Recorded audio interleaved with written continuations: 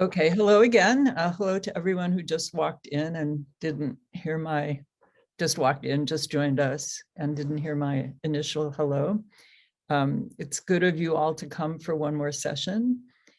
So this is exciting tonight because we are talking about Penelope, and it's my first time pulling these three different appearances that Penelope makes in relation to her weaving agenda that she uses to delay things.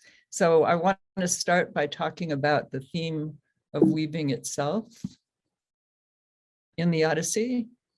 Here's circumspect Penelope keeping her thoughts everywhere while she's at the center. If you associate that with a spider and a web, you know, it gets a little spooky, but there she is. So this is actually an illustration of Athena sending a dream to Nausicaa, but I was trying to look for representations of Penelope on Greek vase paintings and things, and I thought that it could just as easily be Athena shedding sweet sleep over Penelope's eyelids, which she does every time things get, you know, a little dicey. She takes Penelope out of the action. But Penelope, you know, and here's another cultural representation, and I really like this one. Even when Penelope is supposed to be sleeping, she might be dreaming about what's going on, which is what this vase, which we looked at last week, this amphora painting is showing that. So Penelope, although she doesn't get around a lot in the Odyssey, has made her way into the culture associated with the poem. This is a great illustration, very sort of Persian, of Penelope at her weaving. One of the nicest I've found so far. I think it looks actually like it's part of a standalone tall table of some kind. I know nothing about it, except that it's you know, it obviously reaches back to an ancient culture. And look at all the hands around the side. I don't know what they represent. Maybe some of you do. So the Penelopiad, we have the Odyssey, which in Greek would be the Odysseid. And then sometimes Telemachus is for his shorter journey that takes place in the first 4 books of the Odyssey is called the Telemachus, but then we, as with the Odyssey, we anglicize that to the Telemachy. The Penelope doesn't sound so great, so it's the same as her name. So Penelopiad would actually be the Greek pronunciation of the story of Penelope, the mythology of Penelope. So the first time the weaving theme occurs, it's not in association with Penelope, at least not directly, but in reading the Odyssey and realizing that weaving is mentioned in relation to Penelope several times, and then coming back to the introduction where the gods are all gathered on Olympus, we have this lovely pair of lines. When in the circling of the years, that very year came in which the gods had spun for him the time of his homecoming. The meeting is presented as though Athena is manipulating things and convincing Zeus to help Odysseus get going on his homeward journey while his enemies are otherwise occupied. But also this implies that it was meant to be, it was fate. Fate is operating here. So this is another independent mention of weaving. When Odysseus, this is halfway through the Odyssey. We talked about that. It's when Odysseus has gotten distracted for a year with Circe, and he's getting ready to leave again, and he has to travel to the underground to meet the prophet Tiresias and hear the prophecy, which we've talked about. He will come home without his men, without his boat, without his possessions, if he gets there at all. And Odysseus, speaking to Tiresias, says, all this must be as the gods spun it. So there's another reference to weaving, but no reference yet to Penelope.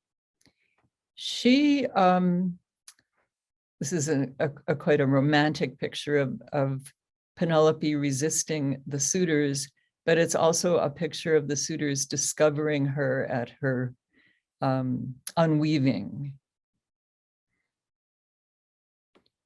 So the first mention of Penelope in the text in relation to her weaving strategy happens in book 2. I think you'll remember, because we talked about it for a bit. This is the council that Telemachus called because he is so upset about the suitors in his household, and actually Athena has motivated him to call this council. So the entire adult male population of Ithaca has gathered to hear Telemachus lay his charge against the suitors, that they are unfairly eating up his possessions, and they should instead be staying with each of the families in turn. And at the end of that speech, if you go back to the text and review it, he throws down the scepter. He's holding the scepter because he sits in the chair of Odysseus, who's missing. This is the first assembly for 20 years. So he throws down his scepter and bursts into tears. He has said his speech. And Antinous answers him. Everyone else is silent, but Antinous is bold. He is one of the suitors. And he says that Telemachus has no cause to blame the suitors. It's all his mother's fault. Penelope, who is greatly resourceful, just like her husband, resourceful Odysseus, he says it's the 3rd year now, and it's going to be the 4th year soon, since she has been denying us. She has not been responding to our request that she choose one of us to marry. So Antinous answers Telemachus's challenge. He continues his answer. You have no cause to blame us. It is your own dear mother. And this is a duplicate slide. Look at that. But that's all right. We get to look at that picture again. So this is what Telemachus, this is what Antinous says that Penelope has done. She insisted to them that she was weaving a shroud for a hero.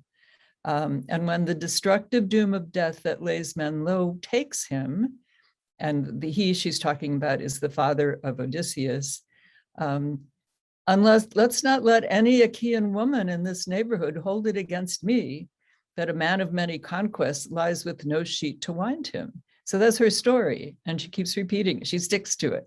It's her story, and she's sticking to it. For 4 years, she sticks to it. And then one of her women gave her away. The women get punished equally with the men in the Odyssey, and that's culturally very hard for us to understand. So again, I'm reusing this picture of her. Antinous is telling the story of how they discovered her at her unweaving, and so against her will and by force, she had to finish it. I'm emphasizing these lines because they get repeated. This is the second repetition of the weaving theme is much later in the Odyssey when, well, it's much later in the reading, in the process of reading the Odyssey. It's in book 19. But as we've discussed, all of these events are happening somewhat in tandem. And actually the third repetition, which we'll get to in a minute, emphasizes that sense of all of this happening at once. These 3 occurrences of the discussion of what Penelope is up to mark are important temporal markers in the Odyssey. They're important markers of how time is being managed by the oral poet. So this is a great illustration also, and you can see the base itself. this is in book 19. Odysseus is still in disguise as a sort of a traveling salesman, more or less. He's respectable when he speaks to Penelope. He looks like a beggar when he speaks to the suitors, but Athena is stage managing all of that in the background.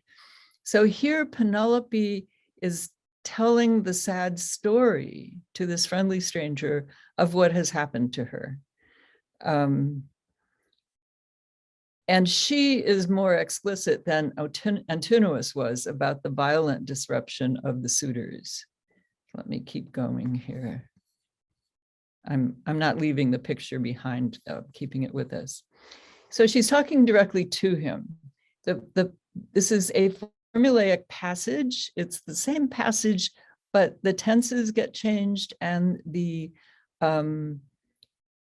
verbs change from present to past in certain occasions. You can compare these at your leisure, as they like to say. You can go back to the text. So she's talking to the stranger who's very sympathetic. She likes him. I will just throw in here that I'm not sure, and I invite you to think about it also, at what point Penelope begins to suspect that this is Odysseus. The text does not make that clear, but I do invite you to speculate about it. She's a smart person. So for 3 years, she says, I was secret in my designs, convincing the Achaeans. But when the 4th year came with the seasons returning, there's that sense of the repetitive nature of life. Then at last, through my maidservants, those careless hussies, that's kind of strikes an off note. I would have looked for another word had I been Lattimore at that point. They learned what I was doing, and they came upon me and gave me a scolding. Another translation is they upbraided me loudly. So against my will and by force, I had to finish it. And then she adds, now I cannot escape from this marriage, this plan that she should marry. I can no longer think of another plan. So she's, as I think I said in one of the earlier lectures, her back's against the wall at this point, and she's letting this visitor know this.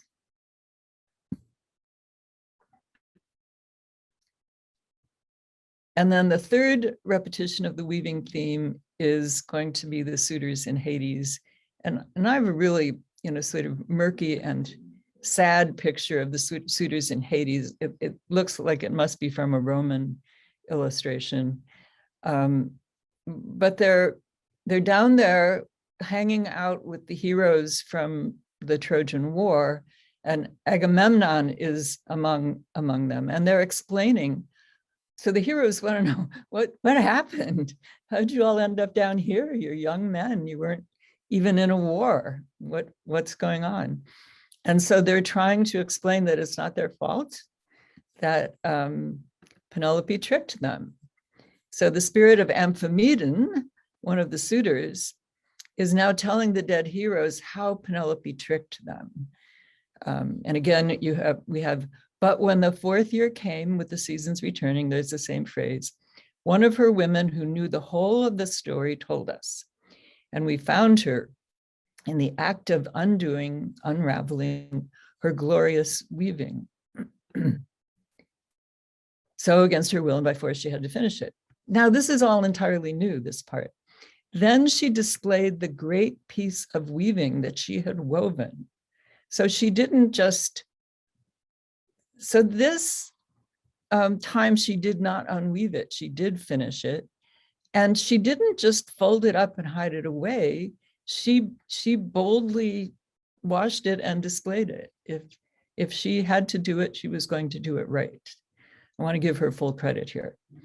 She had washed it and it shone like the sun or the moon.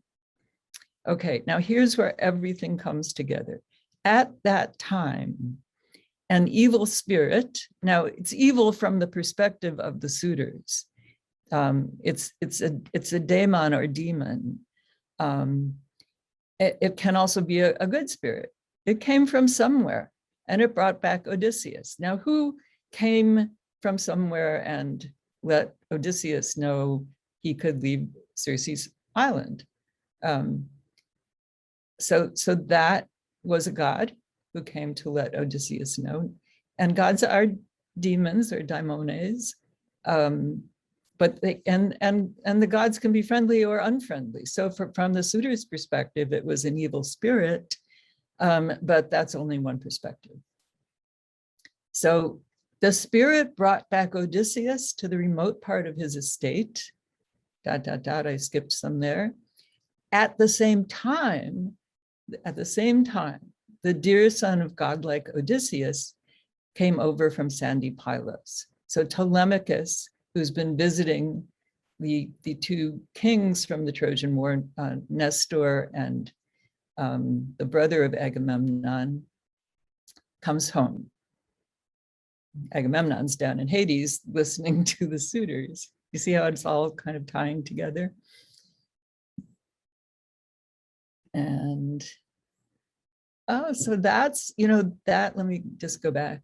So that's, we're not finished. There's more. Don't panic.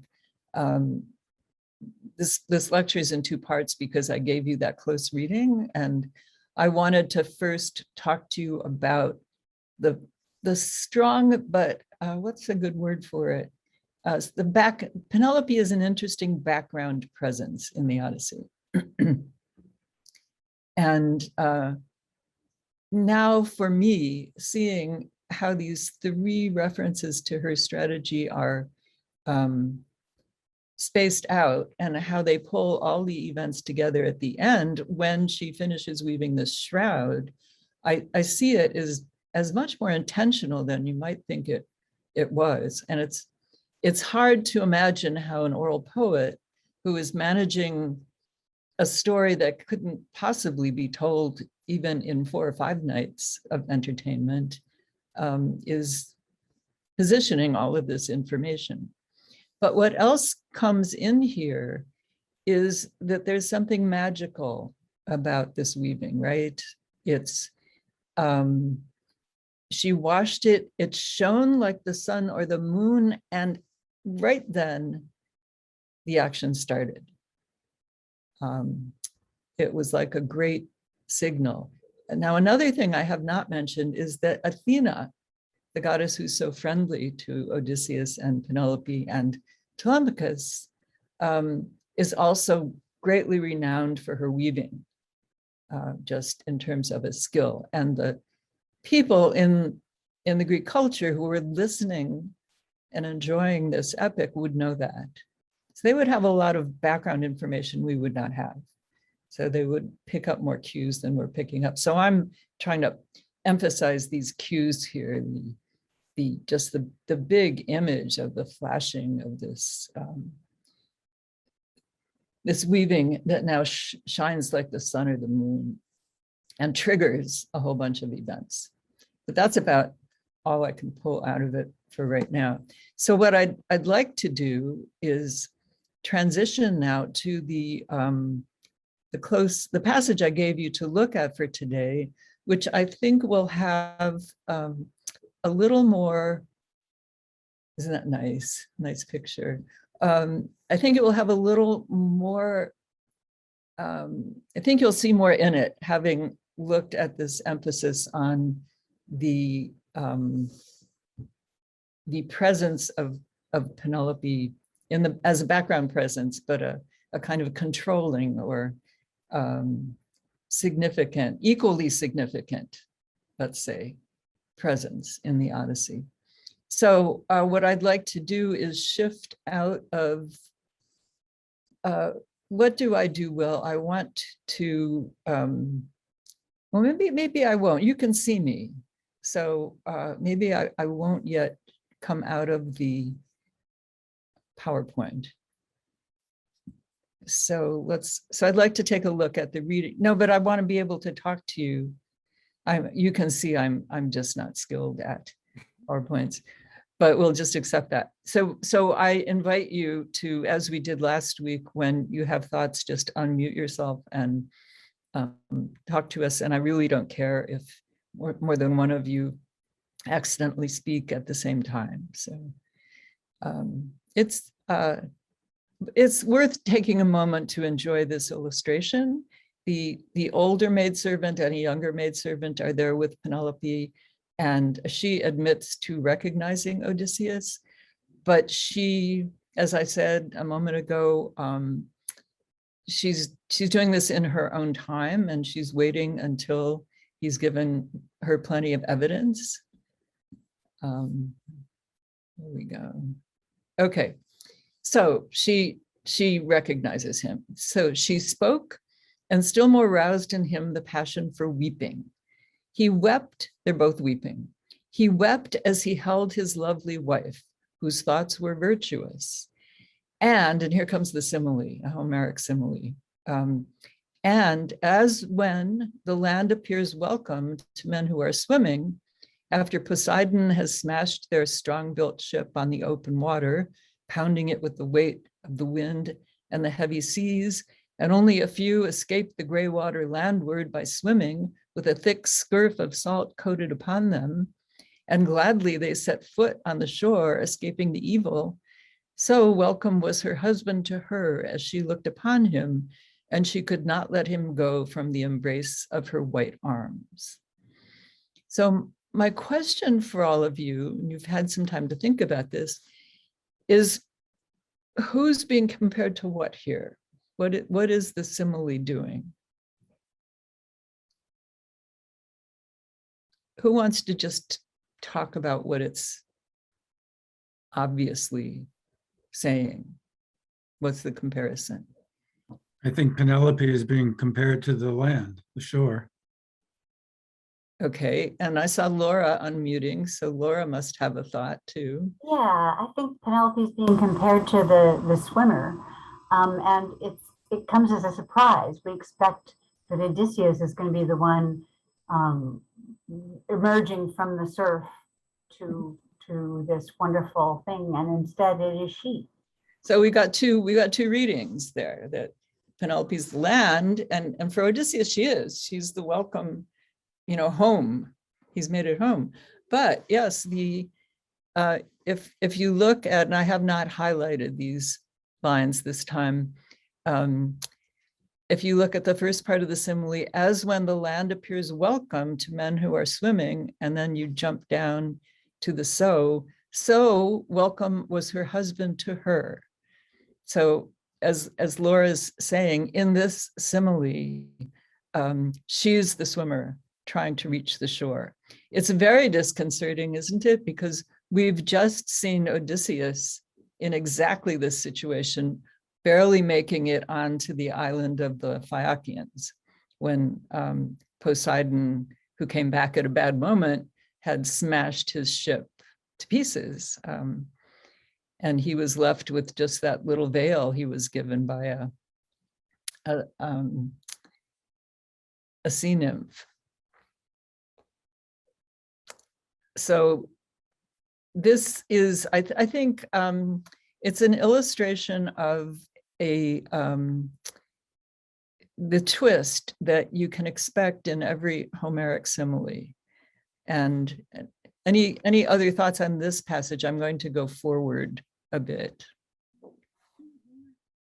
The meaning that this had for me was twofold, both in that what it showed to me was that both Penelope and Odysseus are referred to, are resourceful.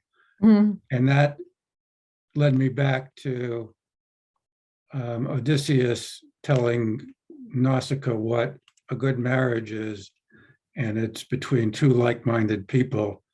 And so this brought it home that Odysseus and Penelope are really of like minds. Oh, that's very nice. And Odysseus had to manage that conversation with, you said with Nausicaa, right, very carefully, right? Yes. He was in a tight spot there because she and her whole family really wanted him to just stay. Right. So he was being clever.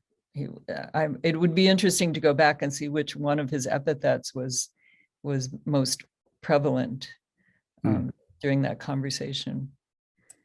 And anyone else? I've tried to get my video to work, but it's not working, so apologies. This is Carolyn. Carolyn, if you've got, oh, your video, but you can see the screen. I can see you, but I've had a few computer problems, so apologies. The The one additional note I had in addition to what was said was, I thought of Penelope as suffering as Odysseus did.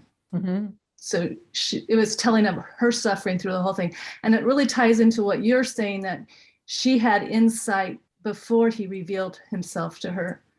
That's just my own personal suspicion. There are several things that really come to play in there that make it so. One thing maybe you'll touch on later, the weaving. I kept being drawn back to one that Penelope is almost godlike in a sense. Mm-hmm. And I'm trying to find out what is her fault. I'm not catching any fault. Mm-hmm. And so she's like the gods in that she's weaving, and that shroud is kind of like that wrap that catches all the suitors and traps them, in the sense that Interesting. that another tale, there were two lovers that were caught and they were wrapped together. Yes. So that all those thoughts are coming together, and I'm not expert at all, so I'm kind of confused by all the thoughts, but they're all kind of that's a humorous story. That's the smithy god. He's sort of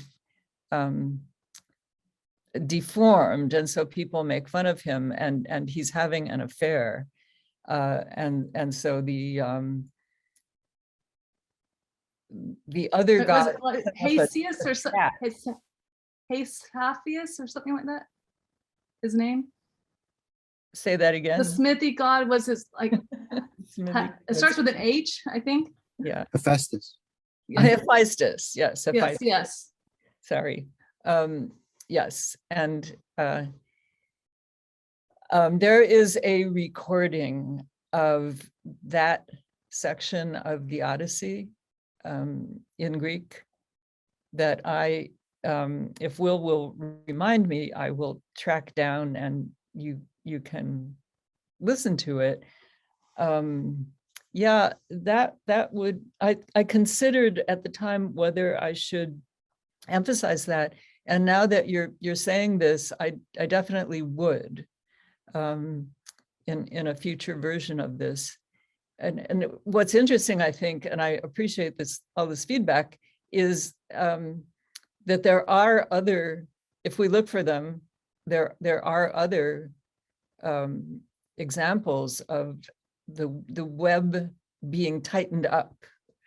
As you just said, the rack, what was it that the suitors were wrapped in? Do you happen to know the line numbers? Or maybe you can look if you've got your book.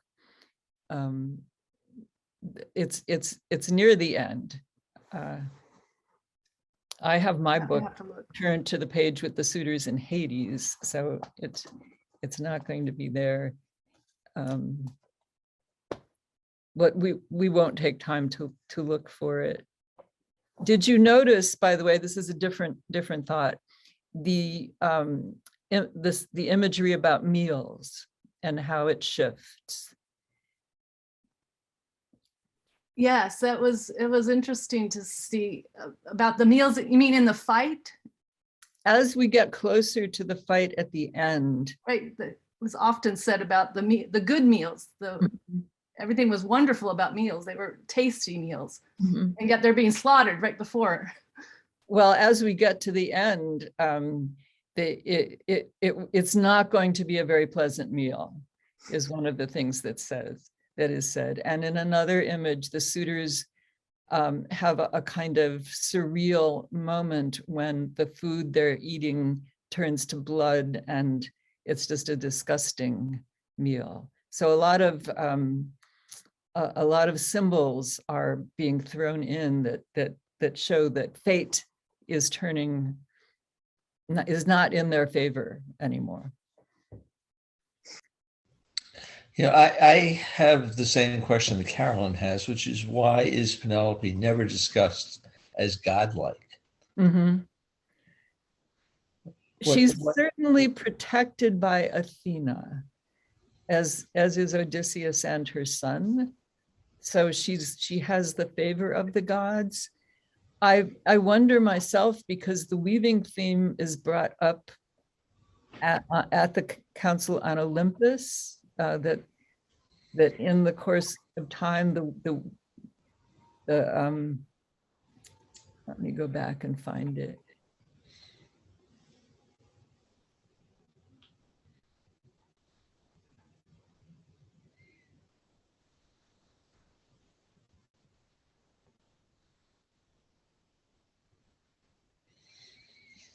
All the way back, here it is. When in the circling of the years, that very year came in which the gods had spun for him the time of his homecoming. Had spun for him, they had woven it. And who's weaving? Penelope. So the epic also does not mention that Athena is very, very well known for weaving. Right. So these two things that remain unsaid, that Athena is known for weaving and that Penelope is the only one weaving, when the importance of the gods having spun for him the time of his homecoming, that's all suggestive. And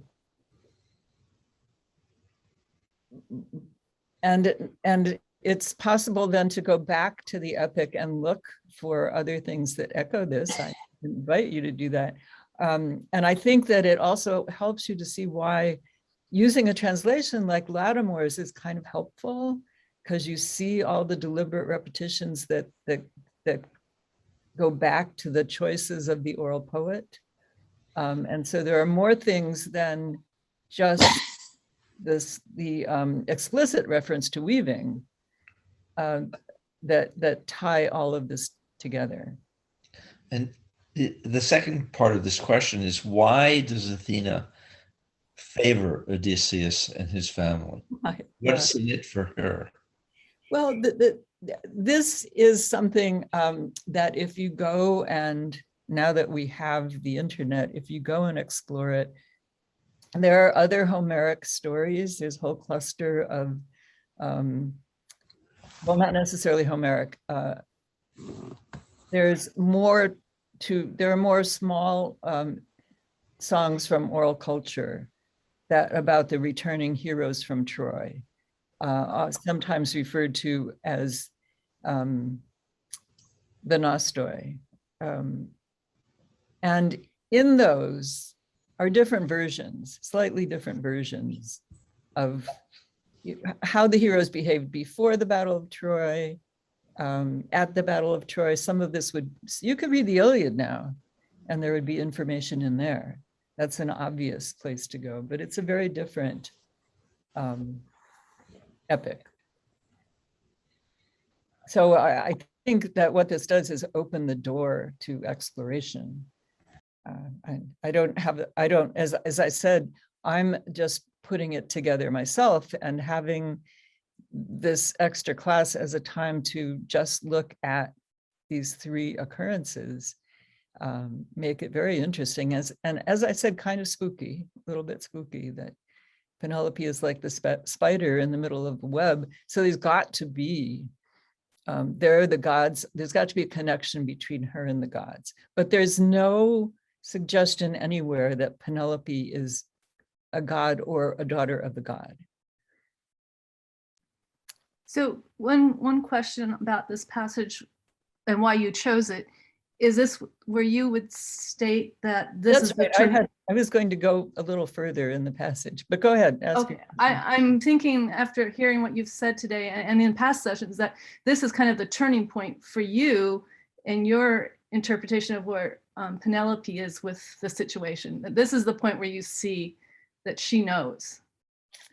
Yeah, now on some level, if we attribute to her the sort of controlling power that we seem to see in her, there would be a level of understanding of some kind, that the unweaving takes on a magical quality. It holds time. Just like Athena holds back the dawn for, which is going to be in this next slide. Now, dawn of the rosy fingers would have dawned on their weeping had not the gray-eyed goddess Athena planned it otherwise. She held the long night back at the outward edge. She detained dawn of the golden throne by the ocean and would not let her on and on harness her horses that bring the light. There's some degree, or maybe a lot of degree, of magic in Penelope's unweaving, the weaving and the unweaving. The fates weave. Well, the fates, I'm going to get tied up in terminology here. The fates weave the fate of humans, which is what's being implied at that opening council. There's no reference to weaving here when Athena holds back the dawn, but it is hard not to link it to Penelope's strategy to hold back, to freeze frame her whole experience with the suitors on the hope, we might say, that Odysseus might come back. As she tells the stranger, now she's run out of strategies. She's got nothing left in her toolbox to hold back the suitors. The marriage would have to go forward. So all of that, I just want to carry this forward here to show Penelope again as an active person. So then, as Athena holds back the dawn, Odysseus says to his wife, there's still a few things I have to do. He'll tell her later, as Tiresias told me when I was down in Hades. But right now, let's go to bed. So at long last, we can enjoy the sweetness of slumber, sleeping together. And this is where my students just stop reading. They just stop reading. I mentioned this last week. And they write, when they write about this passage, it's like, fade to sunset, romantic ending, Odysseus and Penelope go to bed together. But they don't. Circumspect Penelope said, yeah, we'll do that. But right now, now that you're home finally, since the gods put this into your mind and you understand it, tell me. I need to know about it too, because I'm going to hear about it anyway. And Odysseus says, you're so strange. Why do you want me to talk about this? So this is how the passage continues. She says, not yet. I want to be part of whatever is still going on. You need to tell me about it. So she's a team player, and she's insisting that Odysseus be a team player also. And I think, that's all I included. So that I'm so glad that something that just came up in the conversation brought us back to this passage, because I'd be very upset with myself if I hadn't gone to the end of it. So has that raised any new thoughts among the group? Or reinforced any of the things we've been talking about? It shows Penelope as a power figure, really.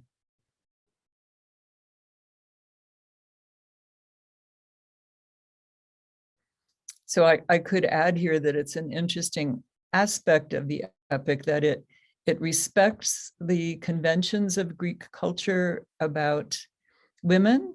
It sends Penelope up to her bedroom and up to the part of the house that is the province of the women. That does not mean they're not without, that does not mean they're without power in the household.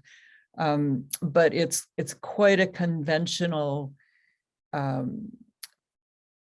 assumption about Greek culture that women, the woman's power was within the house and the man took care of public things outside the house. And we've dealt with that a long time, and it has evolved and changed.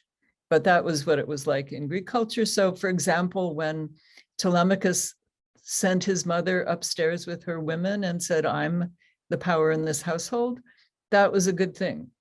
It was a good thing to her to know that her son could take a stand in the role of the man of the household while she attended to her side of things in the inner home. And here Odysseus is telling her that she's strange. Why should she want to know about things that go on outside? Why shouldn't that just be his business? I guess one thing I could say to this that I thought of, I kind of thought it was strange that she asked him and he went on about his journey. I almost thought that, was thinking, well, maybe it doesn't end like this and they don't come together because she's going to tell him he's got to go take care of giving sacrifices to Poseidon first.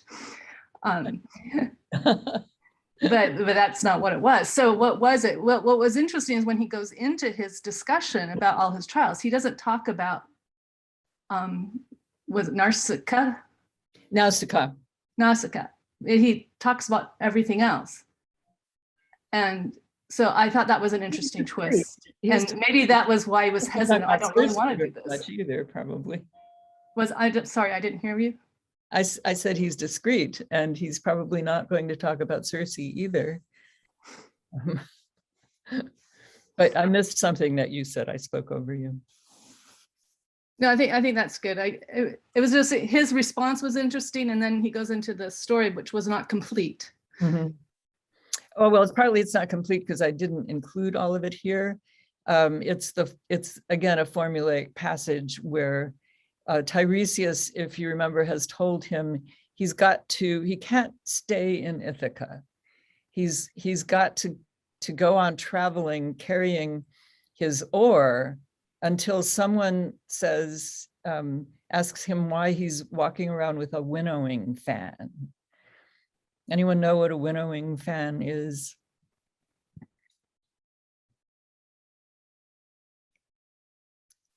I had long ago to look it up. And it's an easy thing to just read over and assume, oh, well, that's an ancient phrase I just don't understand.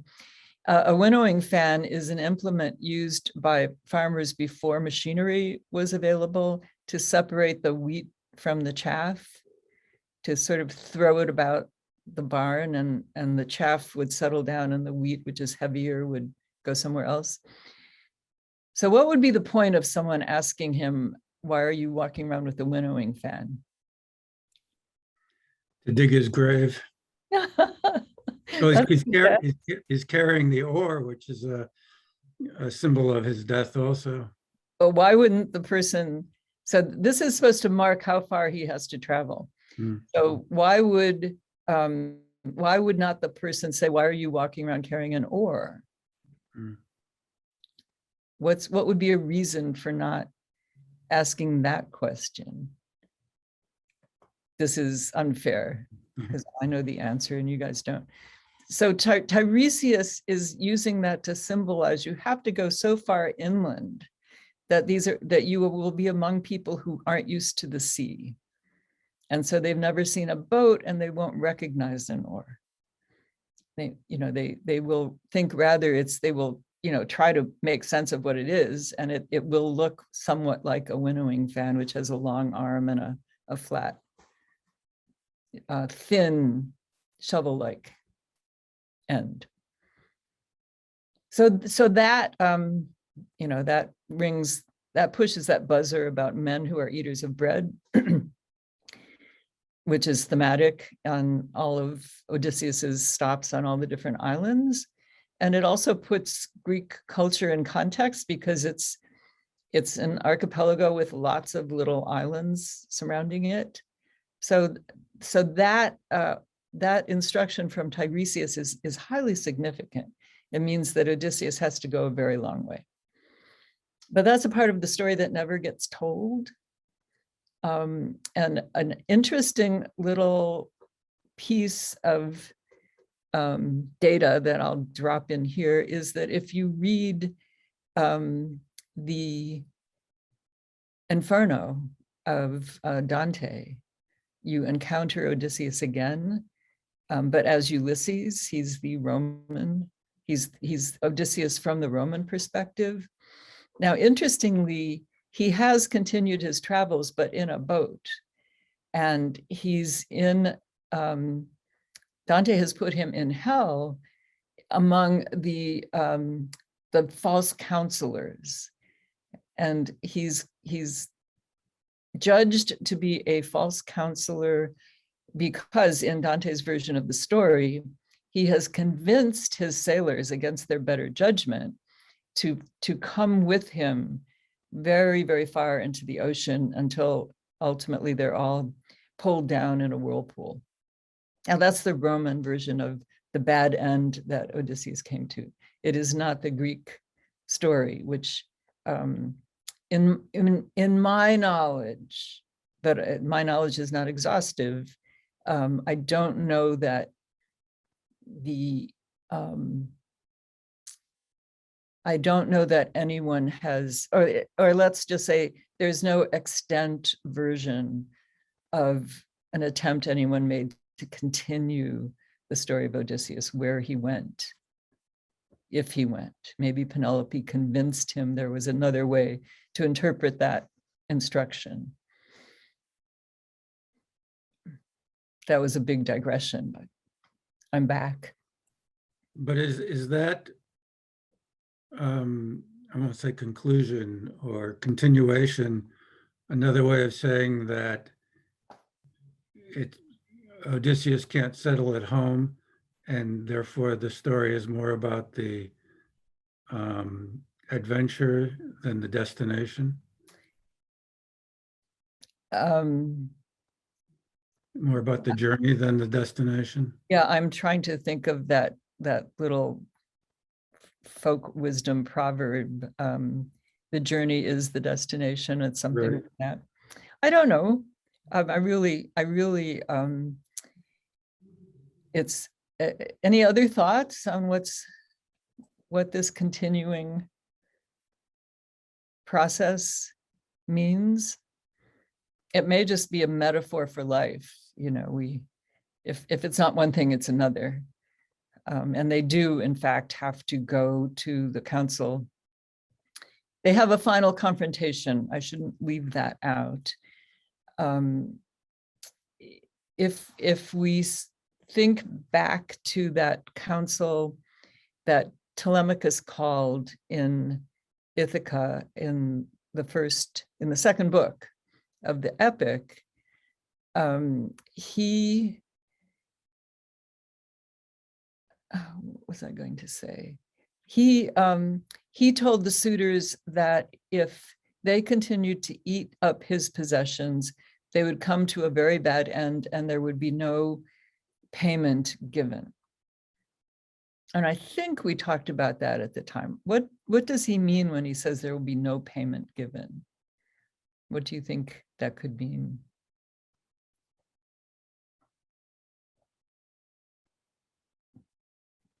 Is he referring to, for example, one of the suitors wanted to, after the first death, they wanted to pay back, but he would have none of it. Exactly. Yeah. So you're in book 23 or so now. I think that example. Mm-hmm. I can't place it, but you're talking about during the fighting. During the fighting. Yeah. There was a convention and there often is in ancient civilizations, they solve the social disruption that a killing will cause, even if it's an accidental killing, by fining the family involved. And so it's also a way of forcing families to control their hot-headed sons, let's say, and to exert some control over them, which there has been very little exerting of control done in Ithaca in the absence of Odysseus. So part of Telemachus, part of his threat to the suitors who think he's totally powerless and they laugh at him for even, daring to threaten them, is that you will be sorry and there will be no payment given. You will come to a bad end. I don't remember his exact words. He doesn't say, he says, I call on the gods to,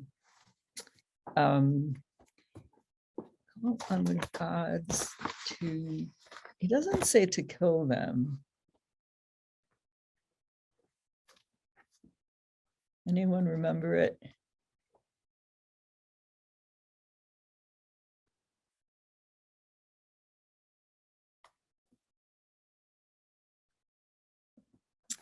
Okay, but if you decide, I'm back on page 43. If you decide it is more profitable and better to go on eating up one man's livelihood without payment, here's the dinner, the eating up one man's livelihood without payment, without paying for what you're eating, then spoil my house. I will cry out to the gods everlasting in the hope that Zeus might somehow grant a reversal of fortunes. Then you may perish in this house with no payment given. So in essence, Telemachus is calling on an eye for an eye. You are eating up my wealth, my household. I ask the gods to reverse this.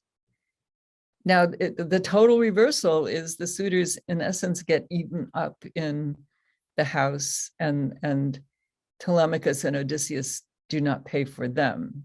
It's gruesome. It's a gruesome thought.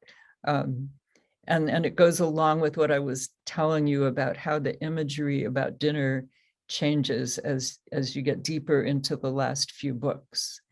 It'll jump right out at you if you skim back through them now. But that was good. I'm glad we went back to that threat that Telemachus makes. You can see that it's a real threat. It has much more heft to it if you go back and read it, having read the entire epic.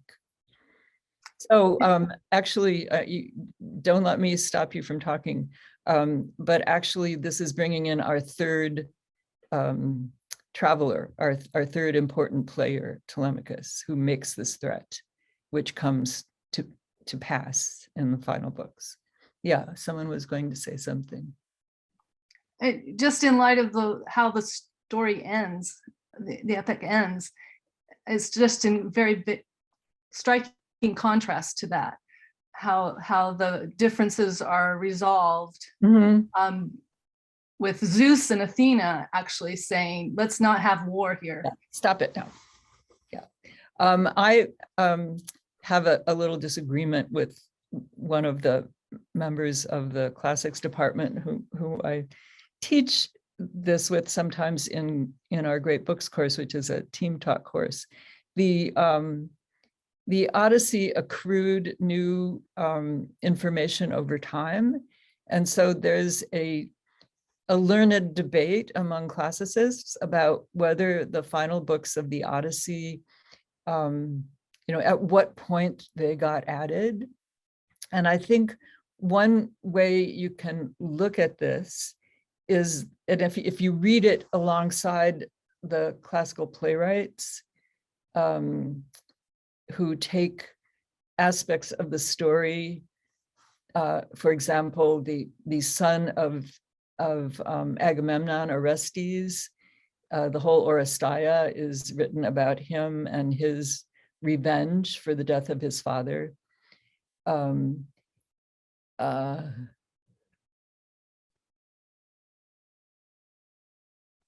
So remind me where we started that thought. I know that I was responding to Carolyn, right? Yeah. Oh, yes, it's because you pointed out that things all get resolved at the final meeting. And it may be a reflection of a cultural change that's going on. That it is no longer okay to have this kind of inter-family squabble. You have to have larger instruments of society to resolve these things. This is a speculation on my part. It comforts me. It's present in some of the later plays that society steps in and does not allow retributive action to be taken. So are you saying that you think it should be with the original, or are you citing that it came later? I'm saying both, as usual. I kind of liked how it ended. It was kind of striking, but yeah, it's very nice. It really meant for a textbook for teaching your young children how to behave, exactly. And your adults, because it kind of, I'll throw this one last thought that I had, and I have a note for the Penelope and Odysseus. Their relationship was kind of like modern marriage in a sense too, in that we're off doing our careers, we're off doing our thing, and in the classic sense of a woman longing for her husband's emotional impact into her life, and the gentleman trying to make his mark on the world, and then they come back, and if they lasted that long, at the end they just find true love at the end and can live their days, and then wanting to teach the children that there's some sense of thrill and terror that was even our generations like to go to movies where there's suspense, but yet you can't behave that way in society. So this is how you really should solve these differences. Yeah. So Aristotle would talk about that too, that we go to drama, we're spectators at drama for catharsis, and I think probably many of you are familiar with this, and that we want to feel pity and fear. We want to be watching someone who's not too much better than us and not too much worse than us, enough like us that we can relate and we can sit safe in our seats and experience pity and fear on their part, on their behalf.